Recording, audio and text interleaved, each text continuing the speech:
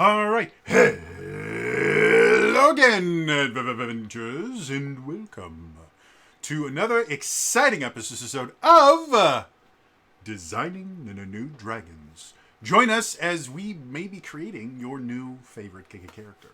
So, today, it's been a little bit of time, but the last Discovering New Dragons we did was talking about the Avatar Legends role-playing game, which I am a big fan of. I had never played a Powered by the Apocalypse style game before. I'm a huge fan of Avatar in general, and I've actually gotten to run the game myself. I've actually gotten to play in the game in a one-shot myself. It's a really, really fun, interesting system. So the next logical step is we need to build some totally awesome, cool characters in it. Now, the character sheets that come with the PDFs are not phenomenal for a computer, let's say. They work perfectly fine if you are printing them out and using the character sheets are called Playbooks, which is a Powered by the Apocalypse thing. But they're just not particularly great from a computer perspective. I think they do have some version of form fillable, but it's not great. However, Demiplane, which is basically a D&D Beyond that's not D&D, except for the fact that they actually have acquired a license and will be adding 5th edition content to Demiplane, so it's basically the same thing as D&D Beyond without being D&D Beyond. And Demiplane actually has a lot of different licenses to host the digital versions of a lot of different systems. Vampire the Masquerade is on there. Pathfinder has got stuff on it. And Avatar Legends was one of the early adopters of Nexus. When there was only like 2 or 3 different systems on there, Avatar Legends was one of them. And when it first launched, all it had was the books. And because I backed the Kickstarter for Avatar Legends, I got all the books that I backed on there. I got Nexus versions of them in addition to the PDF versions that I have and the physical versions that I have. But now they've got a character creator on there, and it's super cool. And so that's what we're going to use to build us some characters. So, without any further ado, this is the character builder on the Avatar Legends Nexus. And it is robust, to say the least. As you can see on... let me click on it here so you can see my mouse. As you can see over here, you have the various different places to... put your stuff, just like D&D Beyond. Once you have the character built, you can actually use Demiplane to while you're playing to keep track of your various resources and things like that. So it is a really, really good system. I'm a huge fan of Demiplane on the various Nexuses. What's it? Daggerheart also exists on...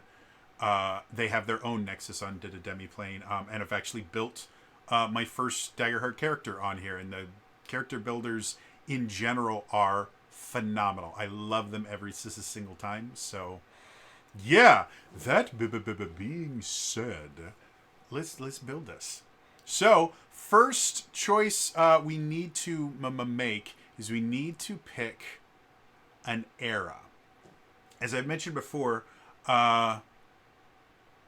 Avatar Legends is designed to be able to be played in a lot of different eras. We have the Kyoshi era, which is... Kyoshi was the Avatar for 400 years, actually, before Roku. In that particular era, when you click on them, you can see they will give you this really nice kind of description of stuff that's happening during that era. So significant themes: justice and revenge, betrayal and loyalty, abuse of authority, loss and abandonment, law and order. Whereas if we go to something like the 100 Years' War era, here's more information about what it is that we want to do.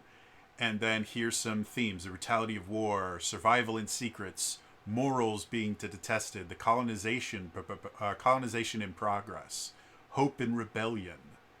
And then, as you can see, there's just tons and tons and tons of stuff on this character builder, which is incredible. All this stuff does exist in the books as well.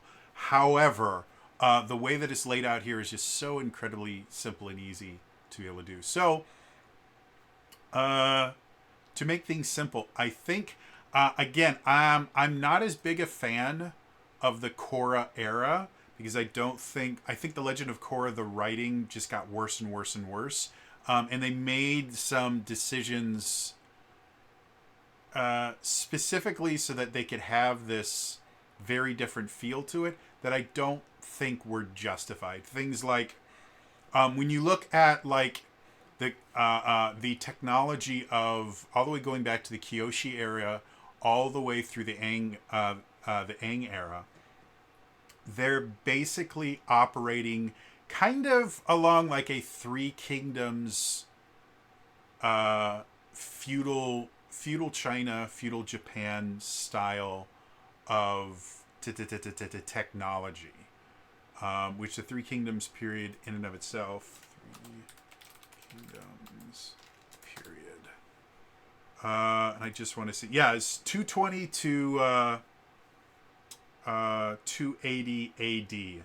So we're talking about easily almost 2,000 years ago. We're talking about 1,800 years ago, roughly 1,700 years ago. So very, very long time ago. And throughout the entire, Kyoshi again was about 400 years. Roku, I think, lasted at least 200 years. 100 years, which was obviously 100 years, and then the Aang lived, I think, after the series. Aang lived for another 60 or 70 years. He was one of the least long-lived avatars.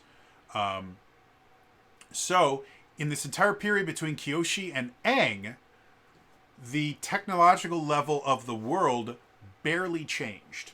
So we're talking about 600-700 years of everything being about the same technological level, with a few kind of really big things happening in the Aang area, like the development of airships and things like that. 60 or 70 years later after Aang, we have Korra, and they have giant robots and cars, and have completely harnessed electricity and radios, and they've basically gone from a pre-medieval society to 1920s roughly level of technology, effectively 1920s American levels of technology, and that all happened in about 60 years. So I've never been a really, really big fan of that. I think The Legend of Korra would have been a lot better if either they had let Aang live for another couple hundred years, or they had skipped an avatar in between. And so they gave it a couple hundred years.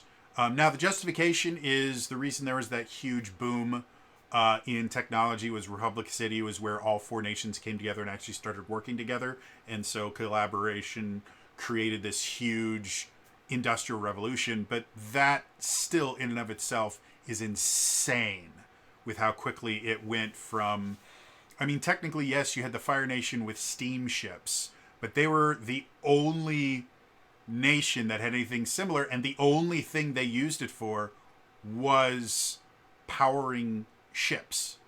And the primary reason they did that is that their only building material was metal, and so they needed something that could propel a metal vessel. Everyone else was using medieval or pre-medieval technology. Anyway, I think the era in and of itself provides for just a lot of different opportunities outside of having to interact with the avatar. Whereas the Aang period, which is my personal favorite period, so much is just really linked around Aang that we'll wait until next time to create a character in that period. Now, the thing with each one of these periods is they have no mechanical benefit. This is just lore stuff. So it's not going to really change a ton of things other than kind of the background that we could create for this character. So we're going to go Korra.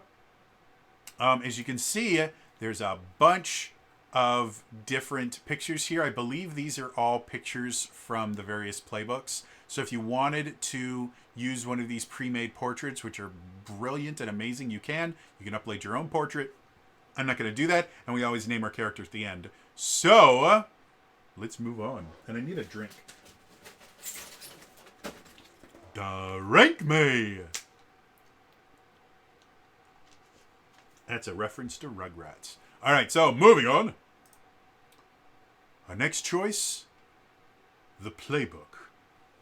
Playbooks are effectively your class in this, and you will notice that they have a name, and then they also have principles that they have to kind of go between. I have every single playbook available. I believe there is, like, even if you don't own any of the books, I believe there's you can actually build characters on this, and they have some playbooks for free. However, I'm just going to go with the stuff that I have in my account. So as you can see, there's lots of different ones, and if I go to like the Adrift, this will give us a slight description. So the Adrift is trying to find a cause and purpose to invest in. Play the Adrift if you want to encounter conflicts around what you care about, and when caring too much is dangerous. So the principles that they have to kind of float between are the idea of risk versus the idea of stability. As you can see, struggle between principles. Stability represents a chosen apathy designed to keep them safe, protected, and constant. So the idea of being comfortable and being safe versus putting yourself out there and taking risks is kind of what the Adrift does. And that's one of the big choices when you are choosing your playbook. When we get to the concept and everything like that, we'll start picking our bending style or that stuff. And that makes us kind of define how the character plays. But this is going to be your motivation. The Outcast is always fun. The Outcast is thrown out of their home for their unwillingness to compromise their integrity. Play the Outcast if you want to see things clearly and act on them while seeking a place where you can fit in. So this is always a fun thing. So there's society versus integrity. I have been in situations like this where I have felt a strong pull towards my own kind of honor and integrity versus what was being asked of me. So I kind of identify very heavily with the Outcast. I think they're a fun archetype. So I think that's what we're going... I think we're going to start with the Outcast because I think they're cool. So, and you can see the moment of balance, and these are the connections, things in the history. These are all questions that we'll be able to answer a little bit later. And these are the demeanor options, and our starting stats are creativity. And I guess this is going to be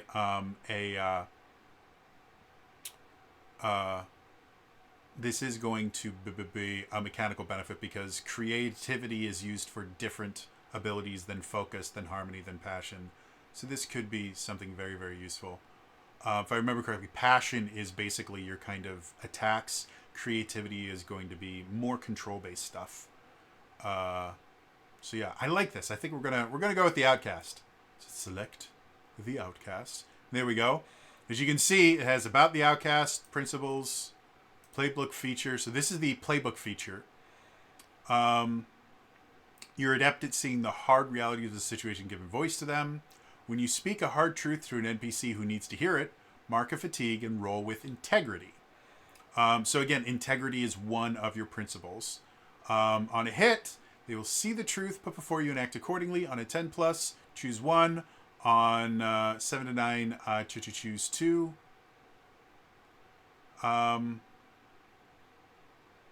So this is interesting because normally on a high roll you choose more and a hard success versus a soft success.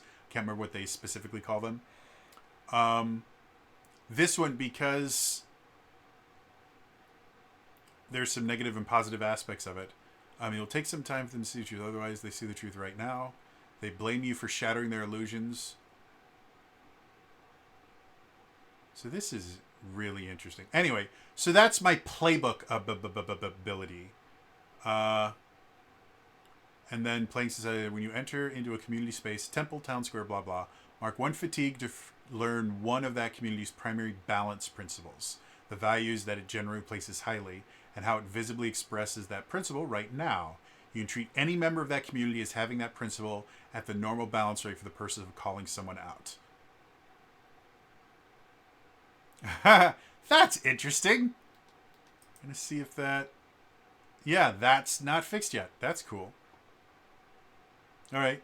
So normally, just like D&D Beyond, you'd be able to highlight it and say what that is. I know what calling someone out. It's one of the moves you can make. So yeah, just more useful abilities that you have. So we're done with that. Let's go here. Boost character stats. So I can't boost creativity because I'm already at the max. But again, I think I like playing a little bit more aggressive characters. What does focus do again? Difficult, precise as under texture to shut out distractions and work in a patient, disciplined, or stubborn manner. I think I'm fine with focus being a little bit low, but I do like the idea of passion being the one that I get a boost to, which is nice. And then I get to select some moves for my playbook, which is cool. So let's go ahead and do this. So I have got... and I guess the Outcast is actually from the Republic City Who's You What's It supplement. Which is interesting. As you can see, every one of these moves rolls uses creativity except for Fast Learner. Let's see this. When you roll the training move, so you see this still works. There we go. Teacher, learning and training a new technique. Roll with modifiers from following questions. This is kind of cool. So yeah, if one of the things that happens in Avatar Legends is when you want to get new moves, you have to find a teacher to teach them to you. Specifically, you just learn one move, and you have to use this training thing to learn it. So this would just make it easier for me to learn new things. And since I get 2 moves, I'm definitely going to choose that for one of them. High risk, high reward, I'm thinking is cool. When you push your luck by pulling off an over-the-top and creative stunt, mark 1 fatigue to roll with creativity instead of passion. I'm liking that. Let's see what else we have. Picking up skills. You have a 3rd background representing transitory skills and knowledge you pick up as you move through the world. At the end of a session, you can change your 3rd background to match any community. Okay. When you rely on your skills and training with your 3rd background, roll with creativity instead of focus. That could be really, really useful, but I'd have to choose a 3rd background, which we'll choose our backgrounds when we go into concept. So that could be very interesting. And I can close these. Let's see. Stories of the World.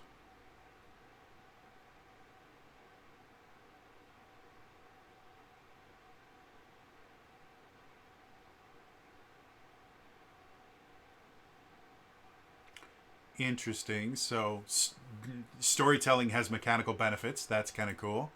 And then the last one, Watchful Fighter. When you carefully watch someone else's fighting style, roll creativity. 7 to 9, hold 2. On 10 plus, hold 3. Spend your hold 1 for 1 while engaging with that person or that specific type fighting style to become favored. And favored is a status, which is really useful. Take advantage of the hole in that style's defense to inflict an additional condition when making an attack.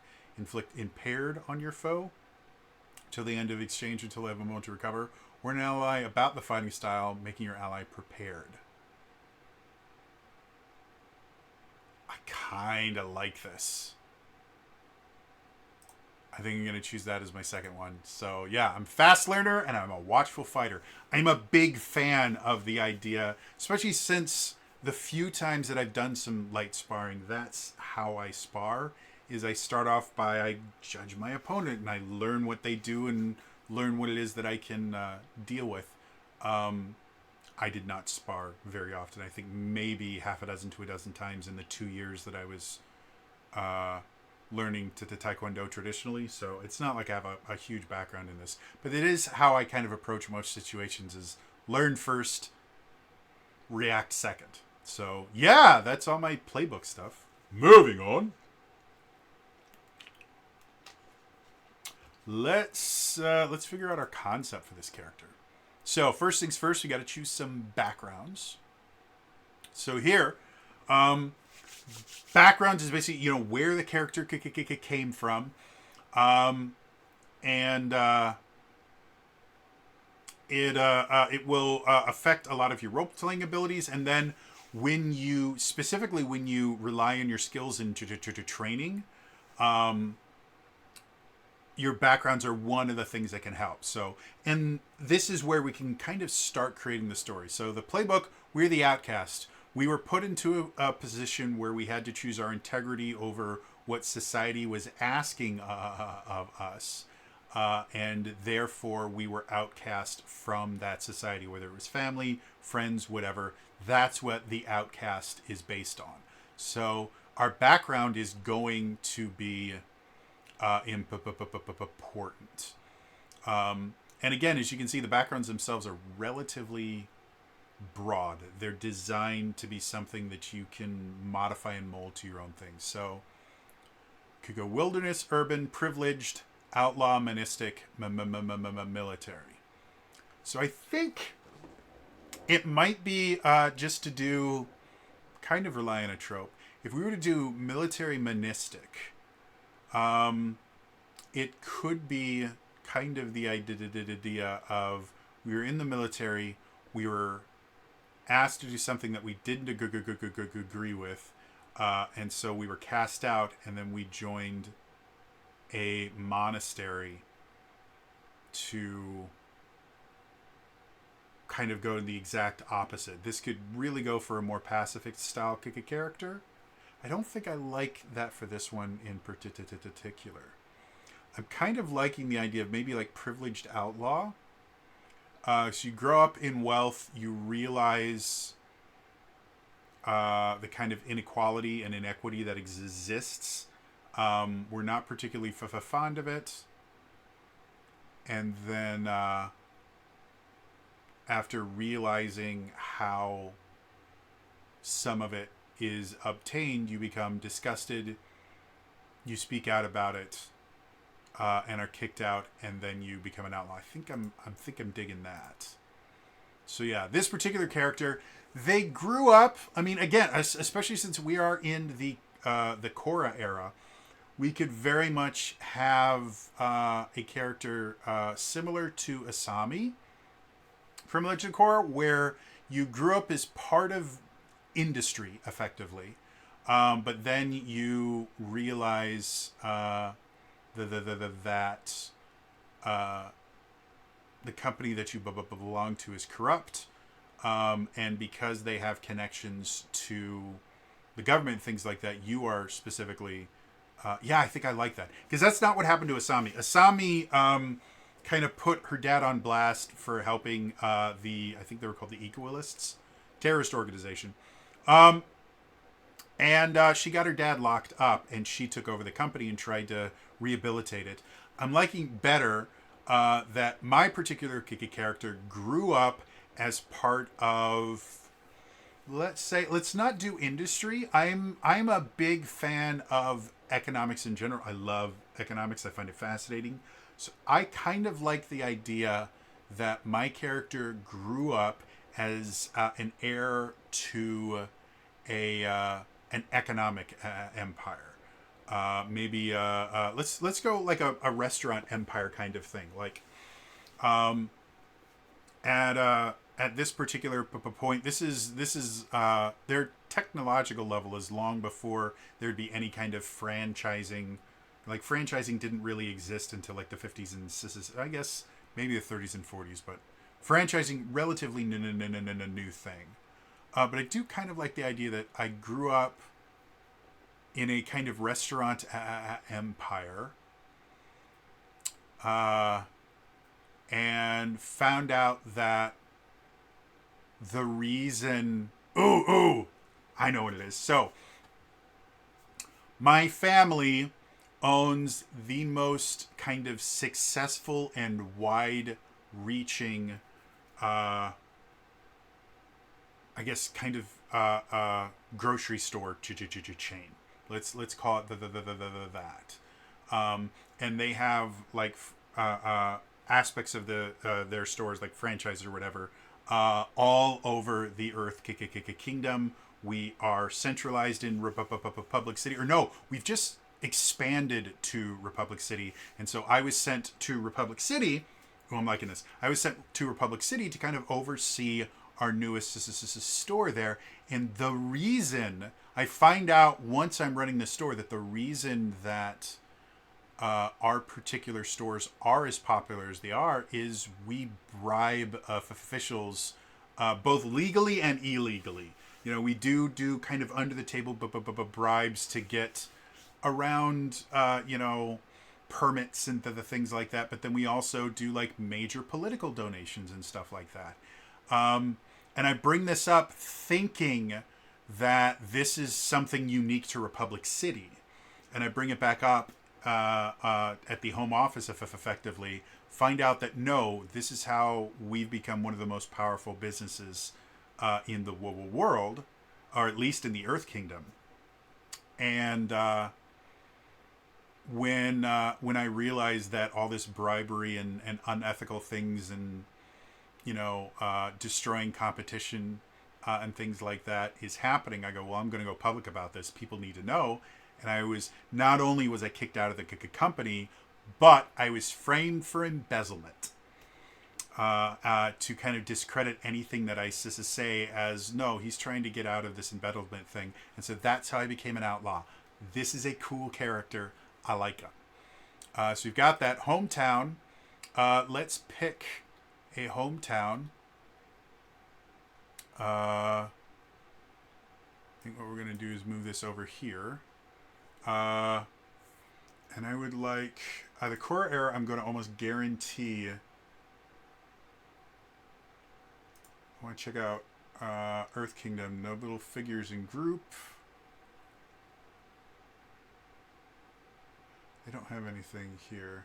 Let's just go to Four Nations, Earth Kingdom. Because I do want to be from the Earth Kingdom. We could be from Ba Sing Se, which is the largest city. However, I kind of like the idea that we're from Omashu. Because the thing that was unique about Omashu is they have this delivery system built into Omashu that uses earthbending. And I think for a retail outlet, the ability to get goods from one place to another quickly and efficiently and cheaply is really, really essential. And so I like the idea that we started in Omashu and then we just kind of expanded more and more and more over. So I think, yeah, hometown is going to be Omashu. I like that. That's cool. Let's go to look. What do I look like physically? We'll come back to this in a little bit. Demeanor. Every playbook has 6 demeanors. Where your characters tends to behave in social situations. Choose one or more from the options listed in your playbook, or make up your own vision of the character that is in there. You might choose demeanors that tie into or contrast with each other. So I'm going to go back to my playbook real quick and look for my demeanors. Demeanor options. Gracious, honest, inquisitive, jaded, keen, peculiar. I like the idea of being jaded because, again, I've grown up not only in the lap of luxury, but I have grown up around the idea that the company that my parents owned that I worked for was this force of good in the world, when in all actuality they were an evil corporate conglomerate. So I like the idea of being jaded, but I like inquisitive as well, because now I'm both jaded and inquisitive is what I'm thinking of. So let's go back to demeanor is jaded and inquisitive. Because, wow, I can't spell anything. Jaded and inquisitive. Because I'm jaded from the fact that everything I've known was a lie, and I'm inquisitive because that's how I figured out. So I think I'm even going to reverse these. The reason I figured out things are going wrong in a Republic City was I'm a naturally inquisitive person. It's actually an extremely useful skill to have when in business in general, when you're in management. Being an inquisitive person is extremely useful for you. So it also means, and I personally have experienced this in work where I was very inquisitive, looked into some things for a business I was working for, found out they were violating labor laws, and they tried to fire me before I could whistleblow on them. So yeah, being an inquisitive manager is actually a relatively good thing, especially when you work for a legitimate company, an ethical company. When you're working for a bad company, inquisitive is a bad thing. So yeah, I like that. That's cool. All right, let's do history questions. So, what did you do that caused your hometown to cast you out?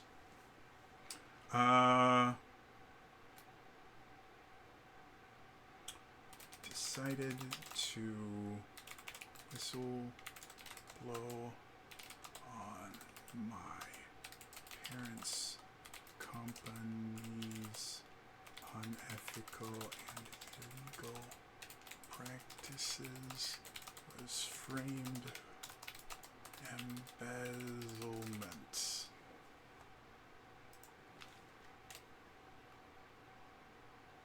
Who from your hometown do you miss the most? I'm going to say my best friend and former co-worker. And let's give him a name. Let's my best friend and former co-worker, choose real easy name, Lynn.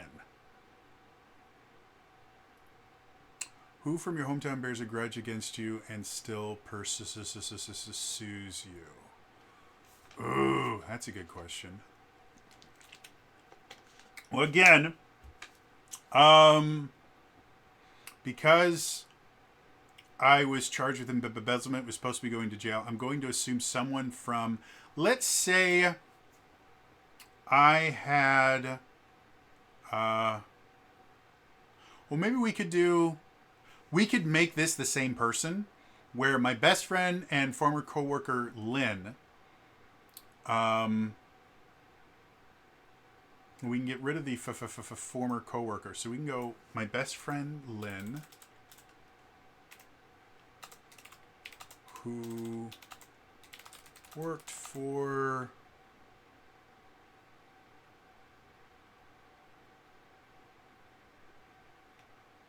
the Omashu. Let's go FTC. Whatever Omashu's FTC would be. The people that, if anyone doesn't know, FTC is the Federal Trade Commission. It's a United States government entity that monitors interstate commerce, businesses, stuff like that. If you piss off the FTC, you're in big trouble. Who from your hometown bears a grudge against you and still pursues you? Len,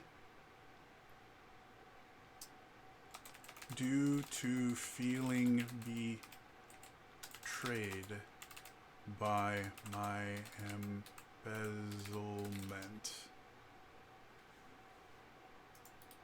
How do you spell embezzlement? There we go. Embezzlement. What piece of clothing or equipment is iconic of your hometown, but you couldn't bear to throw it away? Ugh, that's a good question.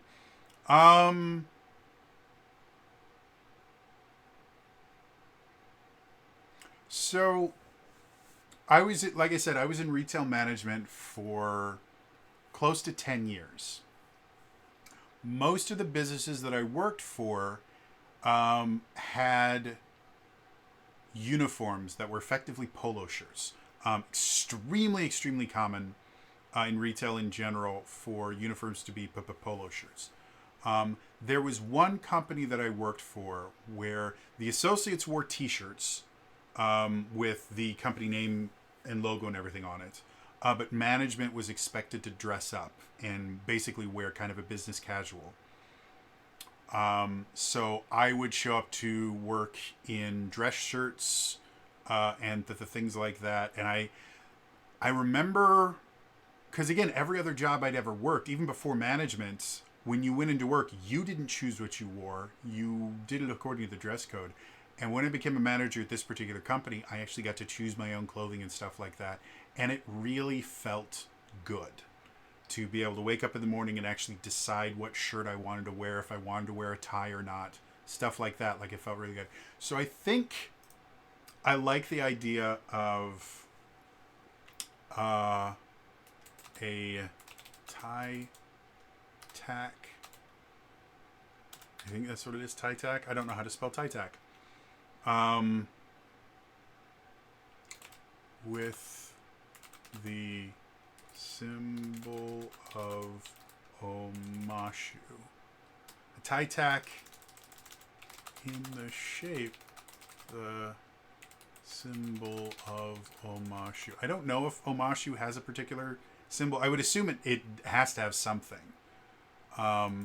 But that's, again, it ties into that idea of when I was in business, I got to wear this really kind of fancy clothing and stuff like that. And if anyone doesn't know, a tie tack is literally just a pin that you put on your tie that basically attaches your tie to your shirt so it's not flopping around everywhere.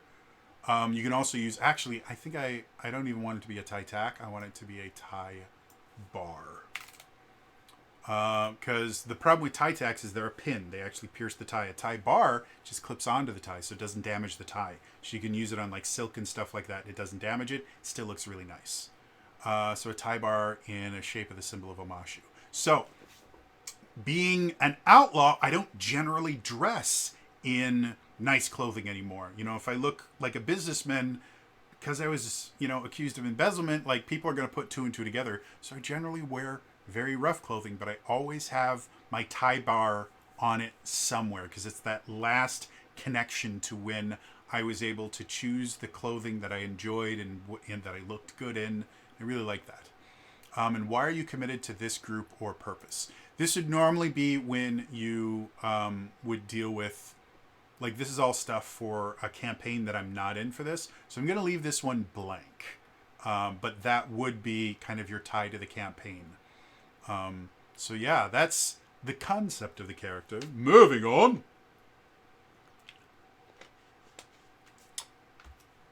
Let's go to training. So this is where things get really cool. Training is a broad generalization. It's either one of the bendings. You have, water, earth, fire, or airbending. You have weapons, or you have technology. So that's your broad the thing. And that actually does have a mechanical benefit. There aren't, like, you don't have moves that are specific as I freeze the water so I can walk on it. That's just, if you're a waterbender, you can freeze water. So while there aren't any hard mechanical rules as to how to use these, it is intended that however you interact with the world, your training is your primary way you interact with it. Now, from being from the Earth Kingdom, if I wanted to be a bender, it would make the most sense for me to be an earthbender, which might be interesting and cool, but I'm kind of leaning more towards the technology side since it is a very economic thing.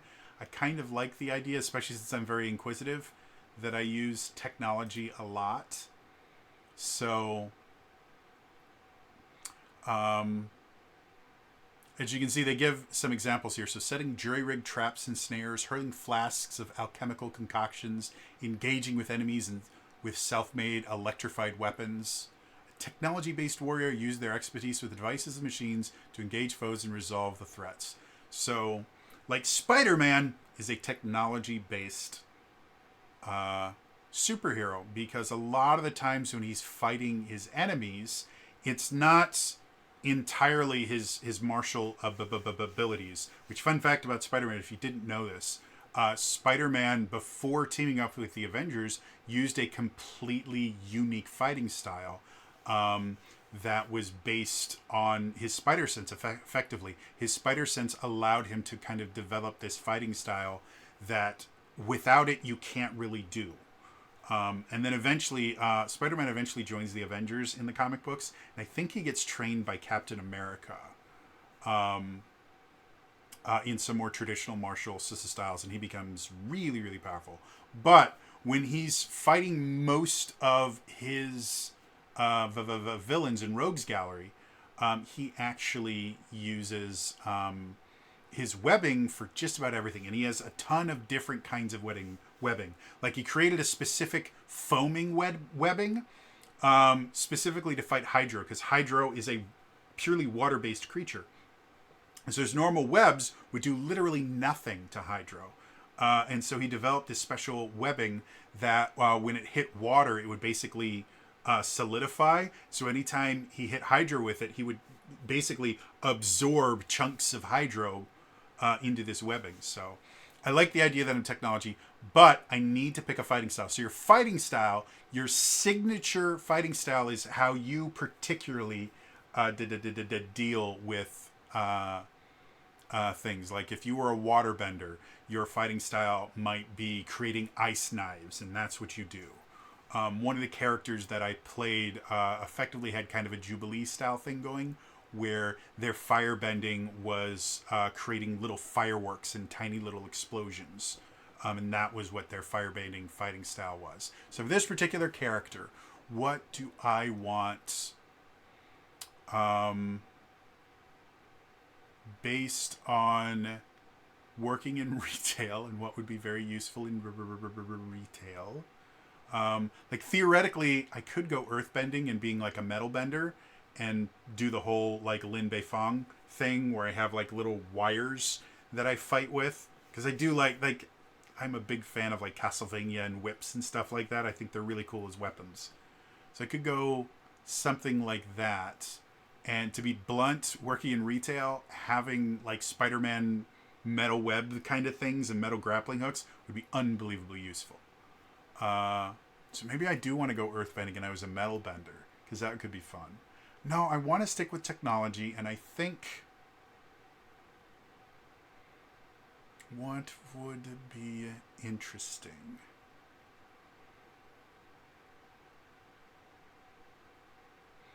Hum. So retail, very inquisitive. I keep going back to like a computer with nerd thing, but they don't have computers yet. Give them another 2.5 years with how fast they went from pre-medieval to industrial revolution. And the roaring 20s.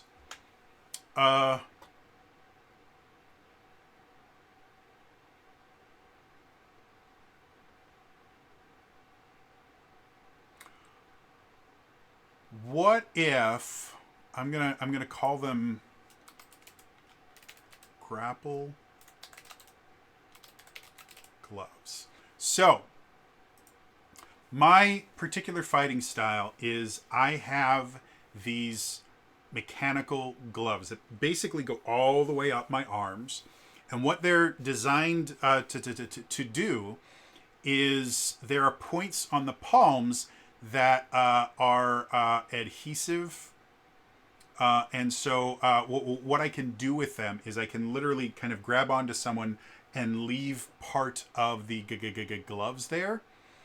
And we could call them electromagnets. So yeah, basically they're adhesive and magnetic, and so I can grab onto someone, leave part of the gloves there, and then kind of draw them back or push them away using magnetics. So we're gonna call them magnetic grapple gloves. And so my entire fighting style is based around, and the reason they go all the way up my arm is every time I basically lose pieces of the palms of this, they're replaced by the stuff going on my arm. So I have a limited amount of these bits that I will eventually run out of, and I have to collect them afterwards. But yeah, so I'll just kind of slap things and put these little bits of my gloves on them, and then I particularly can attract and repulse those particular things using my gloves. I might even have an attract glove and a repel glove. They both can apply. Oh yeah, I like that. So left side pulls, right side pushes. So it's just like shoom, boom, boom, shoom. Ooh, I like this. Magnetic grapple gloves.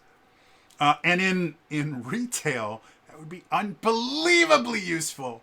And I could even, again, using the grappling and repelling thing, effectively, I could shoot off the right-hand gloves by going boom, and then pull them back with the left-handed gloves. And the same kind of basic thing, I can transfer these little pucks that I have on my hands between them, so I can actually shoot my little grapple things off when I need to. But again, it's entirely done with electromagnets. So if I get into a place with too much metal, that's going to cause issues. Because while yes, these are particularly designed to attract the magnetic pieces of the gloves, it's magnetic fields. Anything that's ferrous is going to be attracted to it. Ooh, I like this. This is cool. All right, cool. So that's my training and fighting style. I'm a technology using magnetic grapple gloves. This is awesome, guys. Moving on. All right. Do I have something else? Oh, I'm supposed to select technology. There we go. There we go. Now I'm done with this. So let's go to techniques. So, and this is the other thing that I find is pretty interesting, is depending on the campaign length or the game length. If you're just doing a one-shot, you have a single master technique. If you're doing an entire campaign, you'll have a master technique and a learned technique. So my master technique is chosen for me from this, I believe, is from my playbook. So evade and observe. Watch your foe and set yourself to match their stance and behavior. Before your next exchange, your foe must truthfully tell you what stance they will use. If you use the exact same stance, you become favored and prepared. So this is an interesting thing. And I can take that again. I believe that is based on my playbook. But we're going to make this for a campaign because I want to have at least one other thing. So I'm going to choose a technology move. So as you can see, the short rules, I believe, are the free ones. Or at least for they're easier to get than the core book stuff. And then I believe anything with a silver is... Oh, it's a rare technique.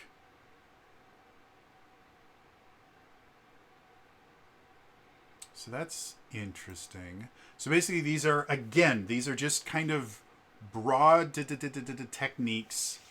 And since I'm already using magnets, I might, because again, for Republic City, let's look at this. So advance and attack. Use available materials to construct, plant, and detonate a device that emits an electromagnetic pulse. Mark 2 fatigue.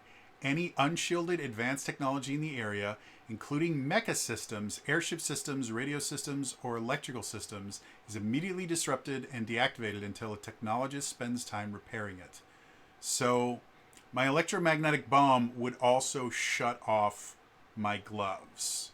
But I think, depending on your GM, you might be able to say that because you designed this particular thing, you learn to shield your particular things from it. Because really, the thing that an EM pulse is going to disrupt is electrical systems, and technically, mine is just well, I guess it is electromagnet. So maybe that's it, or electromagnetic shield might be even cooler. So this is evade and observe. Activate an electromagnetic field around yourself to repel metallic objects. Mark of fatigue. Anyone holding a metallic object must either immediately move away and disengage with you, or mark 2 fatigue and remain engaged with you. Anyone wearing metallic material around their bodies must immediately move away and disengage with you, or mark 3 fatigue to remain engaged with you. So that could be another thing that might be interesting. But again, I'm wearing metal.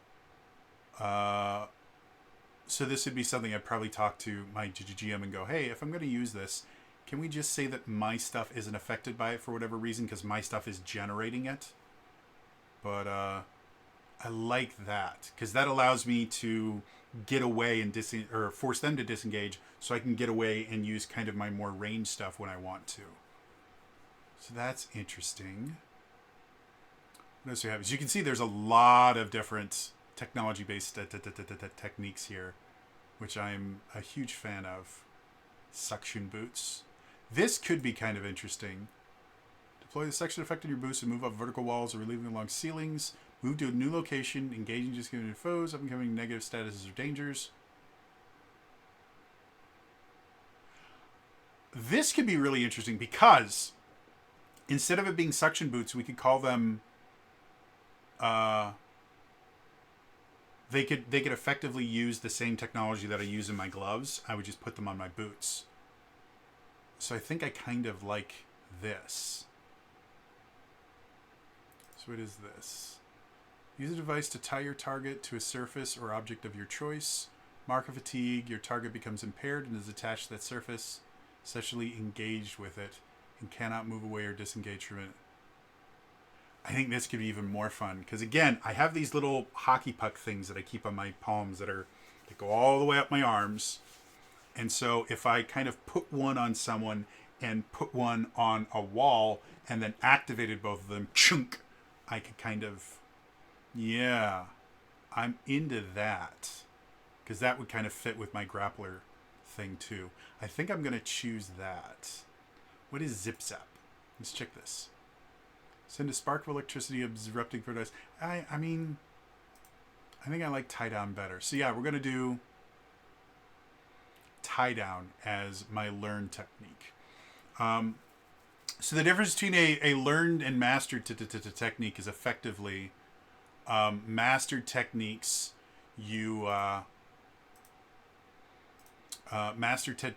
techniques you can just use, whereas learned techniques, I think you need a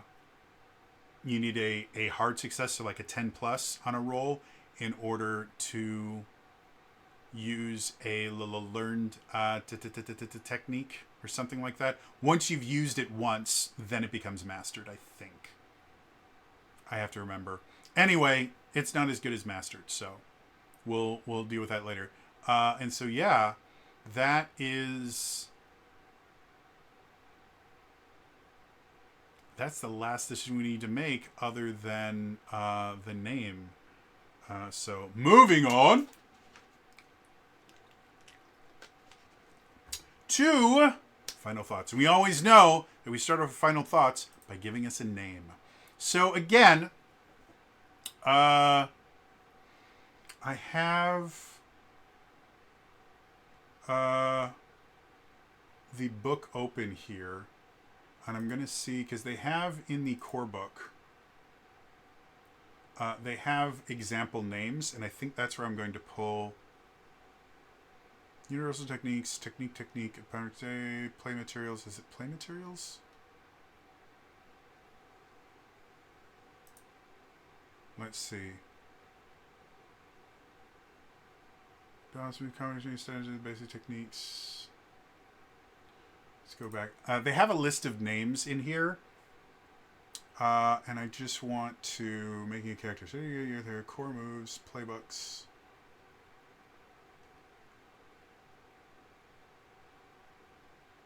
Finishing up some of your come on.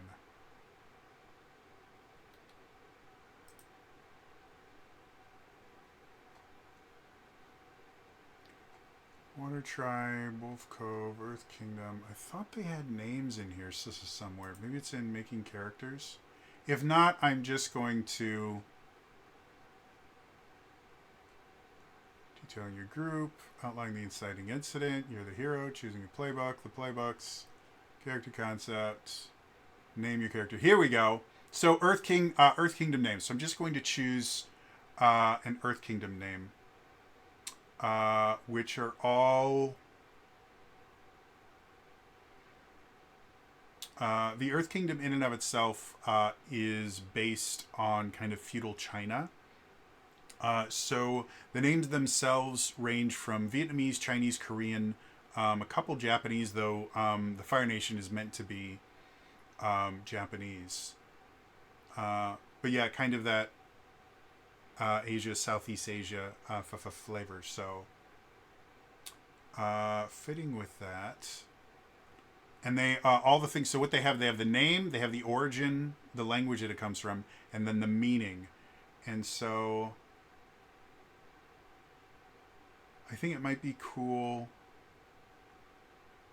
Kyung is Korean for respect, or Pushi is Chinese for down to earth.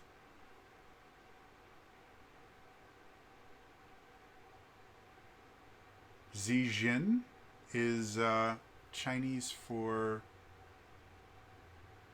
self-confidence, or Zhongjin is Chinese for wholehearted, and my Chinese is really, really bad. Shai Bao is little precious treasure, magnificence, great aspirations.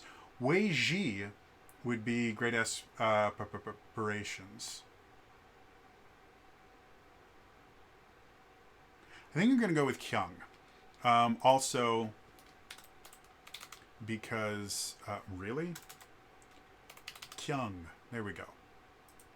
Also because the primary martial art that I study was Taekwondo, which is a Korean martial art. I have a huge love of Korean culture and things like that because I got to learn some of it studying Taekwondo. So, yeah. So you're going to call this character Kyung, which is Korean for respect. And I'm a big fan. I took that right out of the core book. This is not meant to be any sort of appropriation kind of thing. This is entirely based on prompts I got from the core book. So we're going to go ahead and click Save Changes. And then we're going to look at what our character sheet looks like. So this is our character sheet. As you can see, isn't this cool? Yeah, there's a little thing up here. My technology, my fighting style, magnetic grapple gloves. I have any statuses. So you can see, you can actually use this to actually run your character. So all my creativity-based stuff, these are all my different moves that I've got. When I go to techniques, these are all the different stuff that I can do. As you can see, tie down is my technology technique that I have, which is really cool. My concepts and details. Everything about this is really, really great. Extras, I don't know what these are. Yeah, I don't know what that is. But, yeah, so this is Kyung, the Outcast. And, yeah, everything about this, if I wanted to roll with creativity, that's my roll. It's a 13, so it's a strong hit. Isn't this great? So, yeah, overall, I love this character. It's really cool. I like the magnetic grapple gloves. I think that is such a cool, interesting kind of character. And again, it actually heavily takes advantage of the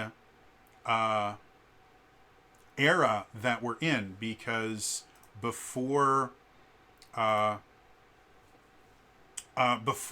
of Korra, something like that really couldn't have existed, or would have had to be something that was exclusively created by my character, and electromagnetism wasn't really a thing at that point. So up until Legend of Korra. So yeah, it really takes advantage of a little bit of everything. And yeah, overall, like, this was super, super fun. It's a great character. Has a ton of really, really interesting things that I can do with it. And I would love to play this character in a campaign, which I think is my favorite thing about designing new dragons, is every time I create a character, it's like, I want to play this character. And I got to do it once.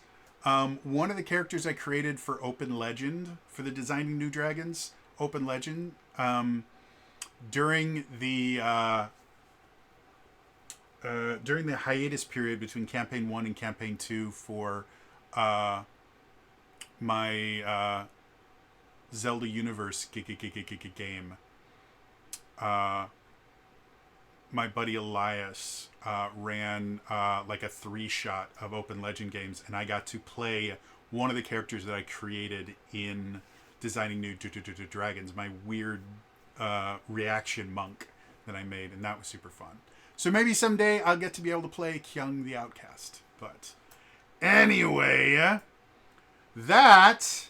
going to be all for me today. As always, remember to like the video, subscribe to the channel, hit the bell icon to turn notifications on. All those things are super, super important in the comments down below. Since we made a technology-based character, what technology-based training, what would your technology-based fighting style be? Let me know in the comments down below. Otherwise, again, it's all for me today. I will see you guys next time. All right? Bye-bye.